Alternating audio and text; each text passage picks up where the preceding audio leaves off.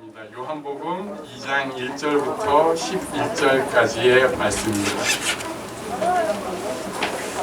저와 교독하시겠습니다. 사흘째 되던 날 갈릴리 가나에 혼례가 있어 예수의 어머니도 거기 계시고 포도주가 떨어진지라 예수의 어머니가 예수에게 이르되 저들에게 포도주가 없다 하니 예수께서 이르시되 저자여 나와 무슨 상관이 있나이까 내가 아직 이르지 아니하였나이까. 그의 어머니가 하인들에게 이르되 너희에게 무슨 말씀을 하시든지 그대로 하라 하니라. 거기에 유대의 정결 예식을 따라 무쇠통 드는 돌 항아리 젖이 놓였다. 예수께서 그들에게 이르시되 항아리에 물을 채우라 하신즉 아기까지 채우니 이제는 떠서 연회장에 갖다 주라 하시매 갖다 주었더니 연회장은 물로 된 포도주를 맛보고도 어디서 났는지 알지 못하되 물 떠온 하인들은 알더라. 연회장이 신랑을 불러 만약에 사람마다 먼저 좋은 포도주를 내고 취한 후에 낮은 것을 내거늘 그때는 지금까지 좋은 포도주를 넣고도가 하니라. 함께 읽습니다. 예수께서 이 첫 표적을 갈릴리 가나에서 행하여 그의 영광을 나타내시매 제자들이 그를 믿으니라. 아멘.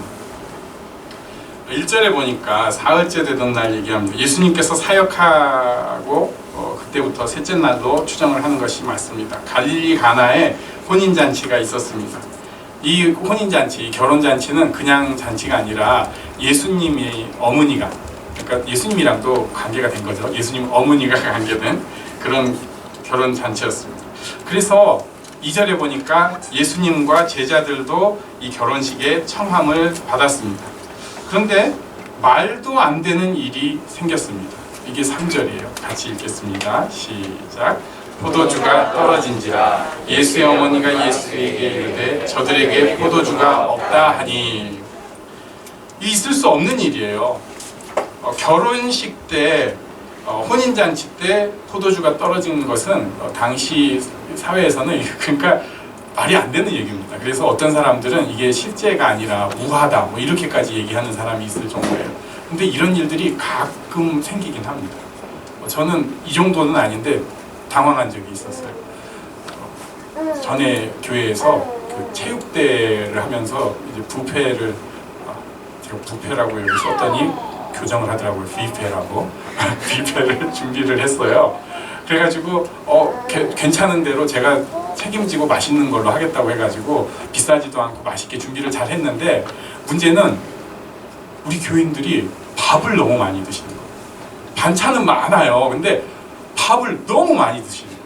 이 야외에서 행사할 때는 봉다리에 담아가지고 스티로폴 박스에다가 이걸 담아가지고 가잖아요. 이게 뭐 10인분, 15인분, 25인분 뭐 이렇게 돼 있는 것 같은데 이게 처음에는 이제 많이 드세요. 넉넉히 준비했습니다 했는데 점점 그 말을 못 하겠는 거예요. 밥을 진짜 이만큼씩 퍼가시니까 나중에 알고 보니까 반찬은 본인들이 또 해오셨더라고요. 뒤에서 고기도 굽고 하시면서 밥 가져가야 된다고 가져가신 거예요.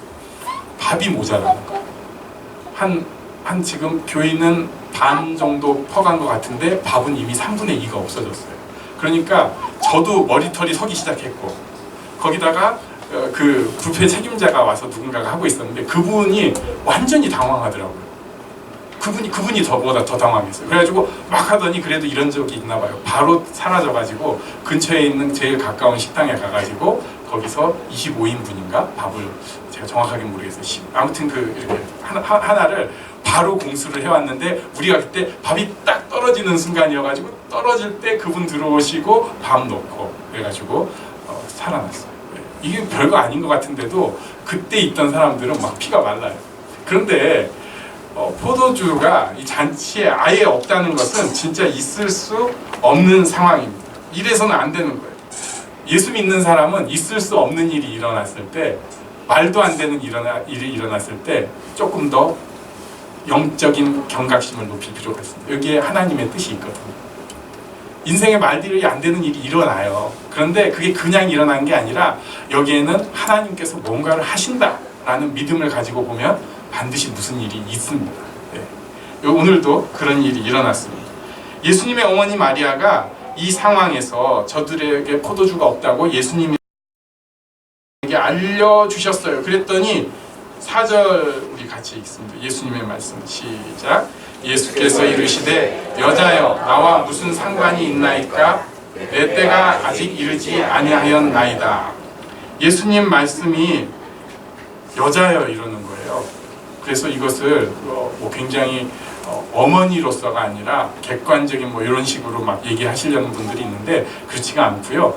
이것은 그때 당시에 그냥 어법 중에 하나입니다. 그래서 그 헷갈리지 말라고 쉬운 성경이라든지 메시지 성경 같은 데는 이것을 그냥 어머니로 번역을 해요.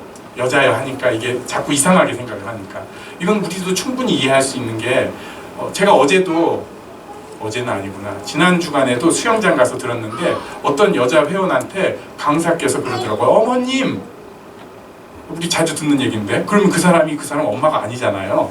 그냥 그렇게 쓰는 말인 거죠. 우리가 당시에 여자여 하는 것은 여자 사람을 높여 부를 때 공공적인 자료에서 높여 부를 때 쓰던 말이었다고 합니다. 그래서 어머니 이렇게 번역을 할 수 있어요. 그러니까 그냥 어머니 아직 나와 무슨 상관이 있습니까? 내 때가 아직 이르지 않았습니다. 이렇게 얘기하는 거예요. 내가 관여할 일 아닙니다. 내 때가 아직 이르지 않았습니다. 여기서 우리가 잠깐 생각해야 될 게 내 때인데요. 예수님이 말씀하신 내 때는 예수님이 말씀하신 그때는 중요한 때는 예수님께서 십자가에 고난당하고 죽으시고 그리고 부활하셔서 영광 얻으시는 때를 내 때라고 하셨어요. 그러니까 사람들이 생각하는 그 때가 좀 달라요. 사람들이 생각할 때 예수님의 때 아니면 김종욱의 때 이러면은 뭔가 좀 빛나는 때로 생각하는데 예수님이 가장 빛나는 그때는 고난당하고 죽으시고 부활하신 때였어요. 내 때가 아직 이르지 않았다고 말씀을 하신 것입니다. 그래도 예수님 어머니 반응이 어땠는가? 5절 같이 읽습니다. 5절 시작. 그의 어머니가 하인들에게 이르되 너희에게 무슨 말씀을 하시든지 그대로 하니라. 그대로 하라 하니라. 이야, 절대 순종을 명령하셨습니다. 무슨 말씀을 하시든지 그대로 하라 하니라. 이것은 인간에 대한 태도가 아니고요, 하나님에 대한 태도입니다. 네. 절대 순종은 하나님에 대한 태도입니다. 목사가 얘기하면 무슨 말씀을 하시든지 그대로 하라, 이거 안 돼요. 하나님에 대한 절대 순종입니다. 부모가 무슨 말씀을 하시든지 그대로 하라, 아니에요. 하나님에 대해서 이렇게 해야 됩니다. 여기서 우리가 생각할 수 있는 것은 예수님 어머니 마리아가 예수님에 대해서 메시아로 받아들이는 믿음이 있었던 것을 알 수 있습니다. 그러니까 예수님에 대해서 하나님으로 이미 생각하고 있던 거예요. 어려서부터 본인이 들은 예언도 있고 성장하면서 예수님이 일으키신 여러 사건을 보면서 예수님에 대해서 메시아다, 그리스도다 라는 생각으로 예수님을 보셨던 것 같습니다. 그런데 문제는 이 어머니 마리아도 예수님의 그 구원이 어떤 것인지 잘 몰랐어요. 온 인류를 대속하시는 거 잘 몰랐어요. 유대인을 위한, 그래서 그리스도 메시아인데 당시 생각하던 그리스도 메시아를 생각을 했던 것 같습니다. 기적을 일으키고 사람들을 행복하게 해주고 사람들을 구원하고 그래서 사람들에게 인정받고. 그런데 예수님은 그런 메시아가 아니었죠. 하나님의 아들 그리스도이신 것은 맞는데 다릅니다. 그래서 예수님께서 내 때가 아닙니다 라고 한 거죠. 그래도 예수님 어머니 마리아는 절대 순종을 지시한 거예요. 절대 순종할 때 일이 생겨나기 시작합니다. 무식하게 하나님 뜻이라면 순종을 할 때 놀라운 일이 생기기 시작합니다. 우리는 꾀부리다 보니까 일이 안 생깁니다. 저도 꾀부리는 거 좋아하고 합리적으로 하는 것을 좋아해요. 그게 다 틀렸다고 말할 수 없고 사실 맞는 경우가 저는 더 많다고 봅니다. 그런데 절대 순종할 때 놀라운 일이 생깁니다. 우리에게 부족한 것은 머리를 짜내서 합리적으로 생각하는 것이 아니라 절대 순종하는 것입니다. 예수님께서 이런 그 절대 순종의 상황에서 그에 걸맞게 또 이상한 일을 주문을 하셨습니다. 7절 말씀을 같이 읽겠습니다. 7절 시작. 예수께서 그들에게 이르시되 항아리에 물을 채우라 하신즉 아기까지 채우니. 여기 항아리는요 아마도 80에서 120리터 정도 되는 항아리라고 합니다. 집에 들어가면요 당시 예법을 따라서 발을 씻어야 돼요. 또 손을 씻어야 합니다. 유대인의 정결 예식이, 우리는 지금 이제 위생 때문에 또 습관이 돼서 그렇게 씻는데, 그게 아니라 이렇게 발과 손을 씻어야지 정결 예식을 치른 것이 되고, 그런 사람이 식탁 교제에 참여할 수 있었습니다. 그때 쓰는 물을 담아놓은 항아리예요. 그런데 지금 정결 예식이고 뭐고 다 지금 아무 쓸모가 없는 상황이에요. 다 손 씻고 들어갔는데 막상 잔치를 열려고 하니까 포도주가 없는 상황입니다. 잔치가 이루어지지 않는 상황이에요. 그런데 예수님께서 오히려 그 항아리에 물을 채우라고 명령을 하신 거예요. 정결 예식에 쓰는 항아리에 지금 포도주가 떨어졌는데 물을 채우라고.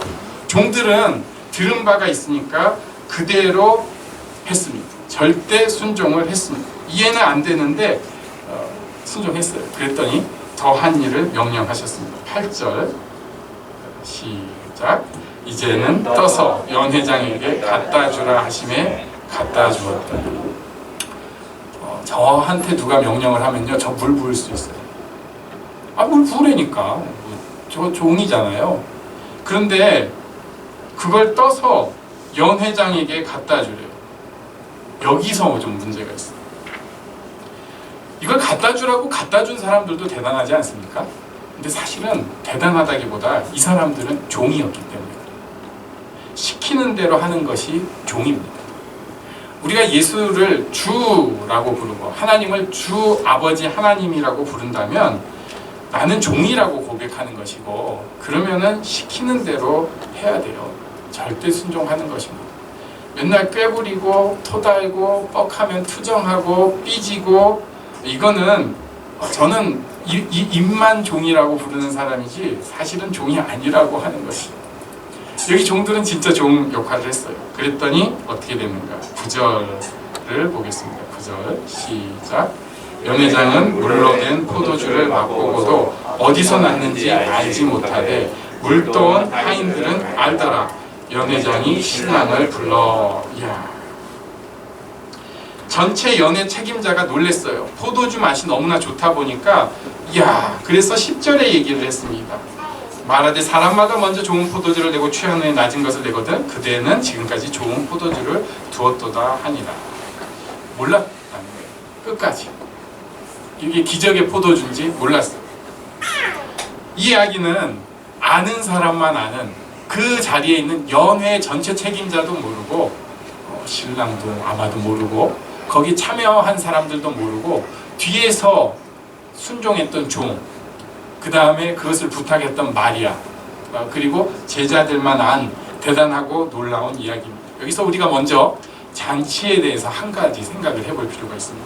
시편 23편 5절, 좋은 말씀이니까 우리 한번 다 같이 외우면서 주께서 내 원수의 시작. 주께서 내 원수의 목전에서 내게 상을 차려주시고 기름을 내 머리에 부으셨으니 내 잔이 넘치나이다. 여기서도 상을 차려주셨어요. 기름을 머리에 부으신 것, 잔이 넘치는 것, 이거 잔치를 뜻합니다. 잔치는 무엇을 뜻하냐면요 풍요로운 것을 뜻해요. 만족을 뜻하고요, 기쁨을 뜻하고 서로 주고받는 사랑을 뜻합니다. 그래서 잔치가 하나님 나라의 구원을 상징하는 거예요. 하나님이 없을 때 인간은 결핍돼 있어요. 모자랍니다. 모자라요. 지혜가 모자라요. 능력이 모자라요. 요새 그냥 쉽게 말하면 돈이 항상 모자라요. 사랑이 모자라요. 시간도 모자라요. 그러다 보니까 모자라는 게 많다 보니까 아프고요, 슬프고요, 경쟁이 있고요, 갈등이 있고 거기에서 증오까지 나오게 됩니다. 인간의 삶이에요. 그런데 하나님의 나라는 잔치로 상징되는 하나님의 무한한 부요함에 참여하는 게 하나님 나라예요. 그래서 부족함이 없어요. 부족함에서 오는 고난이 없습니다. 그래서 예수님께서는 혼인잔치를 하나님 나라 구원이랑 즐겨 비유로 사용하신 것 같습니다. 누가복음 15장에도 보면 탕자의 비유가 나오는데, 이 탕자가 자녀로 회복되는 것이 이제 굶주림에서 벗어나는 거잖아요. 자녀로 돌아오는 게. 그런데 그 자녀로 딱 회복됐을 때 한 일이 풍악을 울리면서 잔치가 벌어져요. 풍요로운 것을 말씀하시려고 그렇게 한 것입니다. 자, 여기에 예수님께서 이 잔치를 첫 번째 기적으로 삼으시는 것을 우리가 생각해 볼 수 있습니다. 하나님 나라는 뭔가 막 결핍되고 고난이 있고 슬프고 이렇게 오해해서는 안 됩니다. 하나님 나라를 살아가는 사람은 하나님이랑 연결이 됐기 때문에 무한한 부요함을 가진 하나님이 나와 연결이 되어 있기 때문에 비록 내 삶에 겉으로 보이는 게 부족해 보일지라도 만족함이 있고 기쁨이 있고 나눔이 있는 나라입니다. 그렇기 때문에 예수님께서 첫 번째 기적을 잔치로 보여주신 거예요. 우리가 예수를 믿는 사람으로서 살아가는데 생각보다 그런 부요함을 누리지 못하고 삽니다. 우리가 세상적으로 잘 되어야 합니다. 학생들은 공부 잘하면 좋겠습니다. 부르신 교회 모든 학생들은 공부 잘할 겁니다. 아멘. 저도 학생입니다. 그리고요, 직장인들은 돈을 잘 벌어야 돼요. 돈이 안 새 나가야 돼요. 그래가지고 넉넉하게 잘 살아야 됩니다. 사업하는 사람은 좋은 사람 만나고 좋은 때 만나서 그냥 돈도 많이 벌릴 겁니다. 그런데요, 이렇게 세상적으로 잘 된다고 해서 진짜 풍요해지는 건 절대로 아니에요. 정말로 중요한 것은 그런 거 아니에요. 물론 그게 좋아요. 그래야 되죠. 하지만 훨씬 더 중요한 것은 지금 이미 내가 이 풍요로움에 부족함 없는 부유함에 들어갔다는 것입니다. 이게 놀라운 일이에요. 11절에 보면은 우리 한번 같이 읽겠습니다. 11절 시작. 예수께서 이 첫 표적을 갈릴리 가나에서 행하여 그의 영광을 나타내심에 제자들이 그를 믿으니라. 아멘. 예수님께서 그의 영광을 나타내셨더니 뭐라고 표현하냐면 제자들이 그를 믿었다고 표현하고 있어요. 제자들이 그를 믿었다. 여기에는 심지어 예수님 어머니 얘기도 안 나오고 수종든 종들 얘기도 안 나요. 제자들만 나와요. 정확하게는 제자들만 하나님의 영광을 여기서 본 것 같아요. 진짜 큰 기적이 일어났는데, 물이 포도주로 되는 이런 기적이 일어났는데, 거기서도 이것을 제대로 본, 이것이 하나님의 영광이라는 것을 본 사람은 제자들밖에 없었어요. 저는 여기 제자들이라고만 쓴 게 의도적이라고 생각을 합니다. 마리아도, 예수님 어머니 마리아도 제자에 포함됐을 수도 있어요. 근데 여기 종들도 제자가 있고 아닐 수도 있다는 거예요. 제자는 영광을 보는데 아닌 사람은 거기서 알고 있어도 몰라요. 교회를 다 다니고 있는데, 지금 예배를 드리고 있는데, 어떤 사람은 하나님의 영광을 보고 누리고 어떤 사람은 모릅니다. 같은 세상을 살아가는데 하나님의 영광을, 하나님의 드러나는 영광의 역사를 보는 사람이 있고, 전혀 못 보는, 세상이 주는 시각만 가지고 세상이 주는 뉴스에만 흔들리는 사람이 있어요.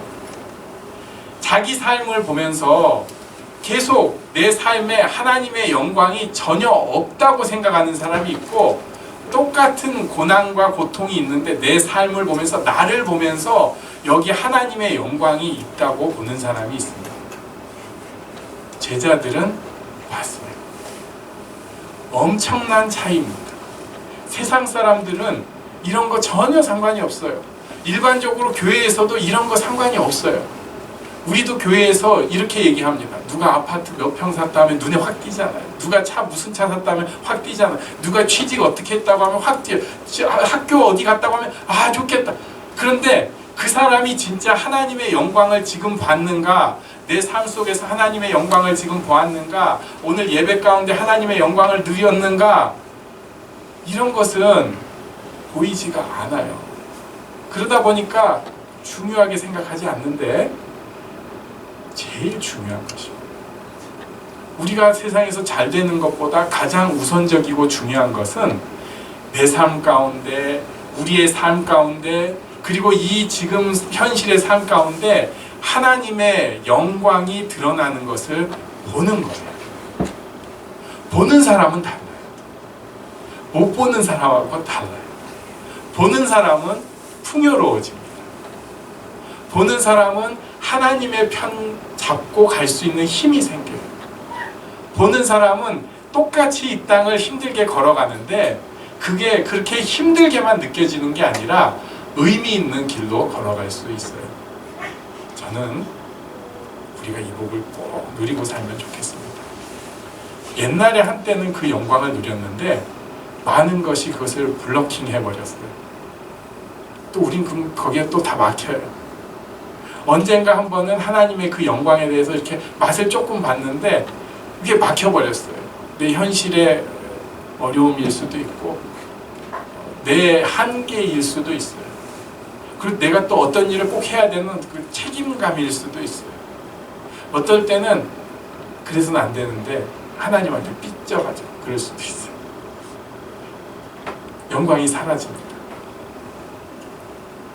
똑같이 살고 있는 것 같은데 점점 더 삶이 고달파지고 힘들어지기 시작합니다. 남들처럼 똑같이 근심과 걱정에 발목이 잡히고 자기 자신의 약점에 발목이 잡혀서 살아가기 시작합니다. 그러지 않아도 돼요. 그런 것은 영광을 못 보는 사람들에게 그러고 살아라. 나는 영광을 봐야 한다. 근데 이게 모두가 보는 게 아닌 것 같아요. 그리고 항상 보는 게 아닌 것 같습니다. 그것에 눈을 뜬 그 사람들만, 오늘 성경의 표현으로 하면 제자들만 그것을 보았습니다. 이 복을 우리가 꼭 누리면 좋겠습니다. 지금 누리기를 원합니다. 우리 일어나서 기도하는 시간을 갖도록 하겠습니다.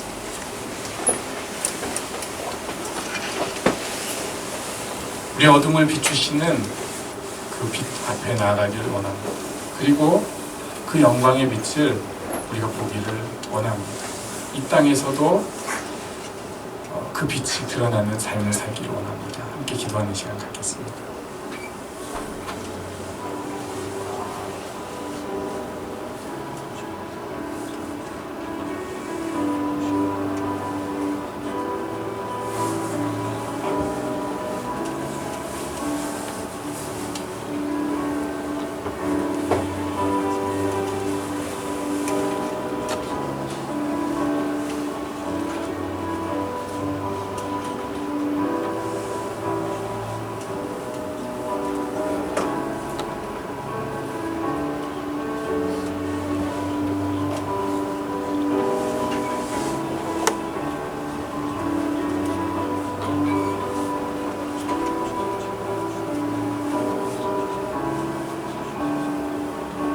어둠을 밝히는 빛,